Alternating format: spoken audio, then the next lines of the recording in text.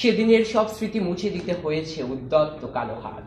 তাই দেখি কবিহীন এই বিমুখ প্রান্তরে আজ কবির বিরুদ্ধে কবি, মাঠের বিরুদ্ধে মাঠ, বিকেলের বিরুদ্ধে বিকেল, উদ্যানের বিরুদ্ধে উদ্যান, মার্চের বিরুদ্ধে মার্চ। হে অনাগত শিশু, হে আগামী দিনের কবি, শিশু পার্কের রঙিন দোলনায় দোল খেতে খেতে তুমি একদিন সব জানতে পারবে। আমি তোমাদের কথা ভেবে লিখে রেখে যাচ্ছি সেই শ্রেষ্ঠ বিকেলের গল্প। সেদিন এই উদ্যানের রূপ ছিল ভিন্নতর, না পার্ক না ফুলের বাগান, এসবের কিছুই ছিল না।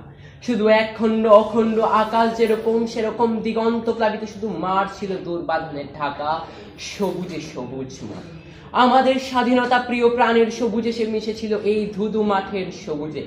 কপালে কঞ্চিতে লাল শালু ভেদে এই মাঠে ছুটে এসেছিল কারখানা থেকে লোহার শ্রমিক, লাঙ্গল জোয়াল কাঁধে এসেছিল ঝাঁক বেঁধে উলঙ্গ কৃষক, হাতের মুঠোয় চোখে স্বপ্ন নিয়ে এসেছিল মধ্যবিত্ত, নিম্নবিত্ত, করুণ কেরানি, নারী, বৃদ্ধ, ভবঘুরে।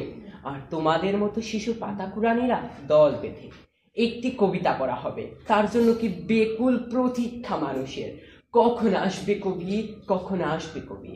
শত বছরে শত সংগ্রাম শেষে রবীন্দ্রনাথের মতো দৃপ্ত পায়ে হেঁটে অর্থ